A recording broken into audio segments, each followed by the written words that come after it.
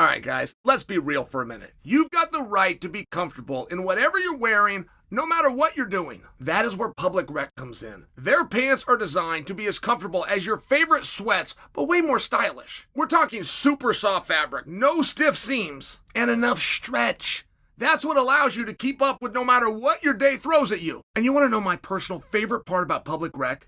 Generally, you only get to choose between small, medium, large, extra large sizes. With Public Rec, you select the exact width and length that you need. These will be your best fitting pants. Public Rec not only has the best fitting pants ever made, but they have a huge selection of high quality, everyday, premium styles. You can revamp your entire wardrobe with their polos, shorts, and hoodies. So this February, I encourage you to step up your comfort game with Public Rec. You know, it's about time that you treat yourself. For a limited time, all my listeners can get 20% off their order at publicrec.com by simply using code Sonnen. When you get there, tell them Chael sent you.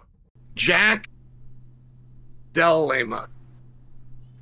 The first time I hear about them is from a guy called Ryan Parsons. And Ryan just loves everything Australian. He like married an Australian woman. I want to say his kids might even have an American and an Australian passport. So it wasn't a big surprise for me when all of a sudden he loves Jack.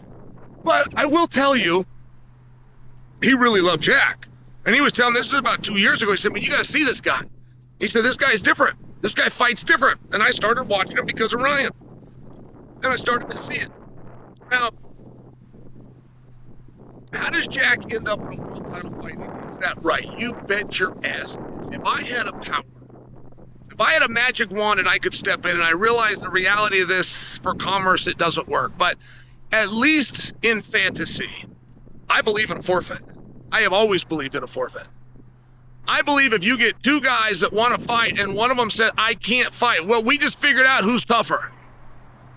We don't need you to actually fight. If one guy doesn't show up behind the playground like was agreed to for the rest of the school, that guy loses. That is the rule of every playground in every school in the world, not just West Lynn. I believe in a forfeit. I don't believe a guy should keep a belt if he's hurt. I don't believe a guy should keep a ranking if he's hurt. Now, these are my opinions, and these are kind of strong. But I just remember when this happened, and these are greats. The great Cain Velasquez, but he was out over a year. They kept him with the belt, and they kept him in the number one ranking. I remember saying, he's openly telling us, I can't beat those guys. If he could beat them, he wouldn't be out. So if he can't beat them, how on earth do you have him ranked in front of them? He's telling us, I can't beat him. They said, well, but if he heals up and you got to show grace and you got to be nice. No, you don't. It's a fist fight. You don't have to show any kind of heart. This is the one business where we don't do heart. It's very practical, very binary. Can you beat that man or not?